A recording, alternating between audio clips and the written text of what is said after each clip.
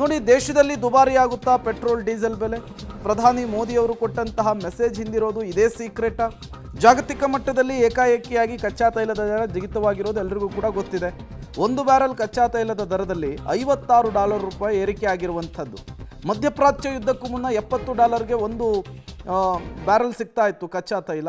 ಈಗ ಅದೇ 1 ಬ್ಯಾರೆಲ್ಗೆ $126 ಕೊಡಬೇಕಾಗಿದೆ. ಅದಕ್ಕೆ ಕಾರಣ ಇರಾನ್, ಇಸ್ರೇಲ್, ಅಮೆರಿಕಾದ ವಾರ್ ಅನ್ನೋದು ಗೊತ್ತಾಗ್ತಾ ಇದೆ. 20% ಕಚ್ಚಾ ತೈಲ ಹೊರ್ಮುಜ್ ಜಲಸಂಧಿಯಿಂದ ಬರ್ತಾ ಇತ್ತು. ಅಲ್ಲಿ ಅಮೆರಿಕ ಮತ್ತು ಇರಾನ್ನ ನಡುವೆ ಸಂಘರ್ಷ ಜಾಸ್ತಿ ಆಗಿತ್ತು. ಹಾಗಾಗಿ ತೈಲ ನಿಕ್ಷೇಪಗಳನ್ನು ಪರಸ್ಪರ ದೇಶಗಳು ಉಡಾಯಿಸಿಕೊಳ್ಳುವಂತಹ ಕೆಲಸವನ್ನು ಮಾಡಿದ್ವು. ದೊಡ್ಡ ಮಟ್ಟದ ಎಫೆಕ್ಟ್ ಆಗಿರೋದು ಈ ಹೇಳಿಕೆಯ ಮೂಲಕ ಗೊತ್ತಾಗ್ತಾ ಇದೆ. ಹಾಗಾದರೆ ಮೋದಿ ಮಾತಿನ ಮರ್ಮ ಏನು?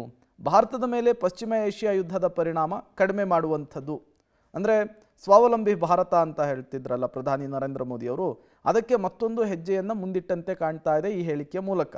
ಪಶ್ಚಿಮ ಏಷ್ಯಾ ಸಂಘರ್ಷದಿಂದ ಜಾಗತಿಕ ತೈಲ ಮಾರುಕಟ್ಟೆಯಲ್ಲಿ ಹೆಚ್ಚಿನ ಅನಿಶ್ಚಿತತೆ ಸೃಷ್ಟಿಯಾಗಿದೆ.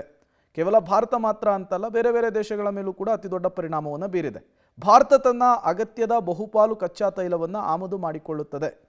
ಅದರಲ್ಲೂ ಕೂಡ ಗಲ್ಫ್ ಕಂಟ್ರಿಗಳಿಂದಲೇ 30% ಕಚ್ಚಾ ತೈಲವನ್ನು ಹೊರ್ಮುಜ್ ಜಲಸಂಧಿಯಿಂದ ತರಿಸ್ಕೊಳ್ತಾ ಇದ್ವಿ.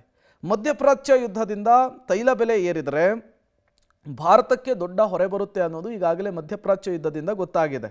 ಜೊತೆಗೆ ವಿದೇಶಿ ವಿನಿಮಯ ಸಂಗ್ರಹವನ್ನು ಉಳಿಸೋದು ಕೂಡ ಮೋದಿ ಮಾತಿನ ಉದ್ದೇಶ ಅನ್ನುವಂಥದ್ದು ತಜ್ಞರು ಹೇಳ್ತಾ ಇರುವಂಥದ್ದು, ಆರ್ಥಿಕ ತಜ್ಞರು ಪ್ರಿಡಿಕ್ಟ್ ಮಾಡ್ತಾ ಇದ್ದಾರೆ. ಜೊತೆಗೆ ಪೆಟ್ರೋಲಿಯಂ ಉತ್ಪನ್ನವಾಗಿರಬಹುದು, ಚಿನ್ನ ಆಗಿರಬಹುದು, ಅಡಿಗೆ ಎಣ್ಣೆ ದೊಡ್ಡ ಪ್ರಮಾಣದಲ್ಲಿ ನಾವು ಆಮದು ಮಾಡ್ಕೊಳ್ತಾ ಇದ್ದೇವೆ. ಬಹುತೇಕ ಗಲ್ಫ್ ಕಂಟ್ರಿಗಳಿಂದಲೇ ಅದೆಲ್ಲವೂ ಕೂಡ ಬರ್ತಾ ಇತ್ತು.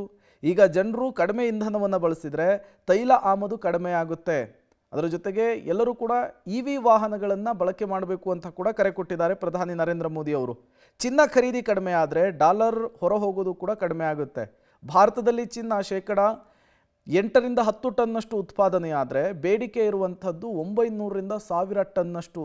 ಹಾಗಾಗಿ ಎಲ್ಲ ಅಂಕಿಅಂಶಗಳನ್ನು ಇಟ್ಕೊಂಡು ಪ್ರಧಾನಿ ನರೇಂದ್ರ ಮೋದಿ ಅವರು ಮಾತನಾಡಿದ್ದಾರೆ. ವಿದೇಶಿ ವಿನಿಮಯದ ಮೇಲೂ ಕೂಡ ಒತ್ತಡ ಕಡಿಮೆ ಆಗುತ್ತೆ ಅನ್ನೋದು ಪ್ರಧಾನಿ ನರೇಂದ್ರ ಮೋದಿ ಅವರ ಮಾತಿನ ಅರ್ಥ ಇರಬಹುದಂತೆ. ಅನಗತ್ಯ ಬಳಕೆಯಿಂದ ತೈಲ ಒತ್ತಡ ಸೃಷ್ಟಿಯಾಗಿ ಪೆಟ್ರೋಲಿಯಂ ಬೆಲೆ ಹೆಚ್ಚಾಗಬಹುದು ಅನ್ನುವಂತಹ ಮುಂದಾಲೋಚನೆ ಕೂಡ ಇರಬಹುದು. ಸಾರಿಗೆ ವೆಚ್ಚ, ಆಹಾರ ವಸ್ತುಗಳು, ಸೇವೆಗಳ ಬೆಲೆಗಳಲ್ಲೂ ಕೂಡ ಹೆಚ್ಚಾಗಬಹುದು. ಕೋವಿಡ್ ಸಮಯದಲ್ಲಿ ವರ್ಕ್ ಫ್ರಮ್ ಹೋಮ್ನಿಂದ ಇಂಧನದ ಬಳಕೆ ತಗ್ಗಿತ್ತು. ಅದೇ ರೀತಿ ಯುದ್ಧದ ಸಂದರ್ಭದಲ್ಲೂ ಕೂಡ ಇಂಧನದ ಬಳಕೆಯನ್ನು ತಗ್ಗಿಸುವಂತಹ ನಿಟ್ಟಿನಲ್ಲಿ ಹೇಳಿಕೆಯನ್ನು ಕೊಟ್ಟಿರಬಹುದು ಅಂತ ಹೇಳಲಾಗ್ತಿದೆ. ವರ್ಕ್ ಫ್ರಮ್ ಹೋಮ್ಗೆ ಹೆಚ್ಚಾದರೆ ಪೆಟ್ರೋಲ್ ಡೀಸೆಲ್ ಬಳಕೆ ಕಡಿಮೆ ಆಗುತ್ತೆ.